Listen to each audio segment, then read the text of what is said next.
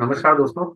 सबसे पहले हम बात करते हैं स्किन और स्किन असेसमेंट के बारे में। स्किन का हमारी बॉडी में कैसा रोल रहता है और क्या रोल प्ले करती है, उसके बारे में बताया जाएगा।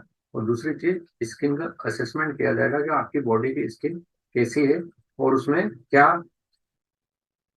कमियां और क्या खूबियां है। चलिए हम स्लाइड के माध्यम से इसको समझते हैं। सबसे पहली स्लाइड आप देखिए। हर कोई ऐसी स्किन पाना चाहता है, लेकिन सबकी ऐसी स्किन होती नहीं है। उसका सबसे मूल कारण या पहला कारण यह है कि हमारी बॉडी के अंदर दूसरे जो अंग रहते हैं वो सभी अलग अलग रहते हैं। और वो जब अपना अपना काम करते हैं और उनका बैलेंस नहीं बन पाता है, तो उसका इफेक्ट स्किन के ऊपर आना दिखना चालू होता है। और स्किन उसके हिसाब से अच्छी, बुरी, डल, अच्छी, मजबूत या सल वाली स्किन हमको दिखती है। दोस्तों, सबसे पहले हम स्किन के स्ट्रक्चर के बारे में बात करेंगे। स्किन का जो स्ट्रक्चर है उसके हिसाब से हमारी बॉडी का सबसे लार्जेस्ट पार्ट या लार्जेस्ट ऑर्गन स्किन कहलाता है।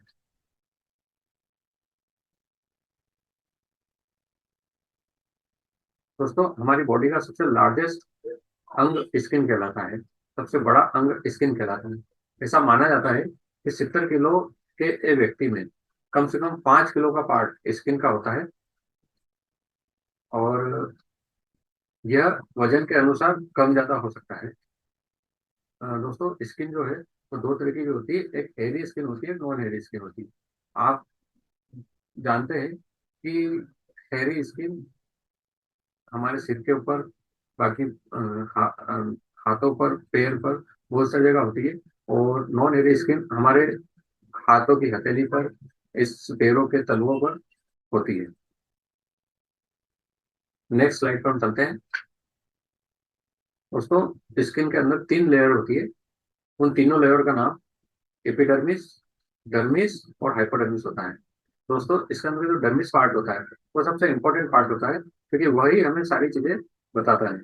सबसे पहले हम बात करते हैं डर्मिस के बारे में। दोस्तों, डर्मिस जो है, सॉरी, सबसे पहले दोस्तों हम बात करते हैं सबसे पहले एपिडर्मिस के बारे में। एपिडर्मिस जो है वह हमारी स्किन का सबसे ऊपरी पार्ट होता है। और वह हमारी स्किन के कलर को दिखाता है, हमारे चेहरे की बनावट को दिखाता है, हमारे शरीर की बनावट को दिखाता है। नंबर दूसरा पार्ट जो होता है स्किन का वो होता है एपिडर्मिस। दोस्तों, ये सबसे महत्वपूर्ण पार्ट होता है। इसके अंदर आप देखेंगे कि जितनी भी नसें या वेसल्स या दिमाग या रीढ़ की हड्डी से निकलने वाली नसें या कुछ महसूस करने वाली नसें या कुछ अन्य चीजें या फ्लूइड, सारी चीजें ये इस स्किन के इस पार्ट में इकट्ठा रहती है। और इन्हीं के ऊपर हमारी स्किन, इसी पार्ट के ऊपर अधिकतर हमारी स्किन रिस्पॉन्स करती है। अ, आपने देखा होगा दोस्तों, बहुत सारे लोगों को पैरों में सूजन आती है, पानी वाली सूजन आती है, या कहीं लगने पर भी सूजन आती है। तो दोस्तों, सूजन आना मतलब हमारी बॉडी के फ्लूइड का डिसबैलेंस होना। और जब वो डिसबैलेंस होते हैं तो वहाँ की जो सेल्स या कोशिकाएं रहती है वो एक जगह आकर इकट्ठा होने लगती है और वो स्वेलिंग पैदा कर देती है। तो यह पार्ट हमारी बॉडी के स्किन के एपिडर्मिस, सॉरी, डर्मिस पार्ट में होता है। नंबर तीसरी कंडीशन में जो लेयर आती है वो होती है हमारे हाइपोडर्मिस। दोस्तों, जैसा आपने देखा होगा कि एज वाले लोग हुए या लंबी बीमारी वाले लोग हुए, उनकी स्किन में जो नसें दिखती है वह नसें अगर डांस करने लगे बॉटल इंजेक्शन लगाने पर या पकड़ में नहीं आती है, तो मतलब कि हमारा स्किन का जो सबसे निचला पार्ट है वह लूज हो चुका है, वह कमजोर हो चुका है। इसलिए ऐसा होता है। तो जो नसें हैं, बड़ी नसें जो है वो हमारे स्किन के निचली लेयर में से होकर निकलती है। और ये हमारे उसी लेयर को, एपिडर्मिस लेयर को और डर्मिस लेयर को और हाइपोडर्मिस लेयर को, तीनों को कंडीशन को बताती है।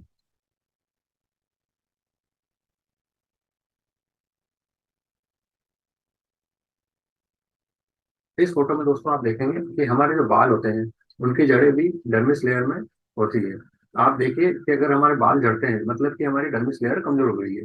और अगर डर्मिस लेयर कमजोर हो रही है, मतलब कि आपके साथ कोई ना कोई परेशानी बॉडी के अंदर चल रही है जो कि उस डर्मिस लेयर पर आकर इफेक्ट डाल रही है, और इस इफेक्ट की वजह से हमारे बॉडी में या अ, हमारे बालों का झड़ने का होने का कारण रहता है। अब हम बात करते हैं स्किन के फंक्शन के बारे में। दोस्तों, स्किन के जो फंक्शन है वो बहुत महत्वपूर्ण है, क्योंकि अ, अगर स्किन नहीं होगी तो आप सोच कर देखिए कि आप कैसे लगेंगे। खाली मांसपेशियों का ढांचा आप दिखेंगे, और उसमें आप किसी का चेहरे की बनावट या किसी के शरीर की बनावट या किसी और चीजों को आप पहचान नहीं पाएंगे। इसलिए स्किन हमारे शरीर में बहुत जरूरी है, और स्किन जरूरी है तो उसका फंक्शन भी जरूरी है।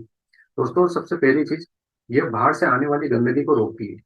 बाहर से आने वाली अल्ट्रावायलेट रेस को वो हमारे शरीर में जाने से रोकती है। इसके अलावा आप खुद सोच कर देखें कि अगर लीवर, हार्ट, किडनी, जितनी भी चीजें हैं या मांसपेशियां हैं, अगर उसके ऊपर डायरेक्ट कोई गंदगी या गंदा चीजें लगने लगे तो हमें इन्फेक्शन हो जाएगा। तो उस चीज से ये स्किन हमें बचाती है। हम्म, दूसरी चीज या दूसरा फंक्शन हम देखें कि यह विटामिन डी सिंथेसिस करती है।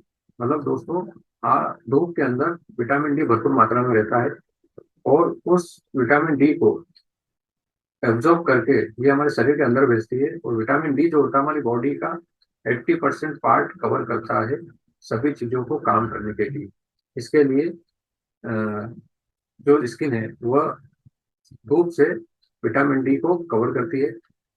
दोस्तों, धूप को हम खा नहीं सकते हैं, उसको सिर्फ स्किन ही ऐसा पार्ट है जो कि एब्जॉर्ब करके और वो कवर करके हमारी बॉडी के अंदर पहुंचाती है। हम दवाई गोली भी विटामिन डी की 10 दिन, 15 दिन, महीना भर, 5 महीने ले सकते हैं, जिंदगी भर नहीं ले सकते। इसीलिए हमारी स्किन अगर अच्छी होगी तो हमारा विटामिन डी हमको अच्छा मिलेगा, और हमारे को विटामिन डी अच्छा मिलेगा तो हमारी बॉडी के अंदर कोई दर्द, कोई और कोई परेशानी, कोई हार्मोनल प्रॉब्लम नहीं होगी। इसके अलावा दोस्तों, जैसा बाहर से ये स्किन गंदगी आने के लिए प्रोटेक्ट करती है, ऐसे ही हमारे शरीर के अंदर की गंदगी को भी ये बाहर भेजने का काम करती है। दोस्तों, आपने कभी फ्री रेडिकल्स का नाम सुना होगा।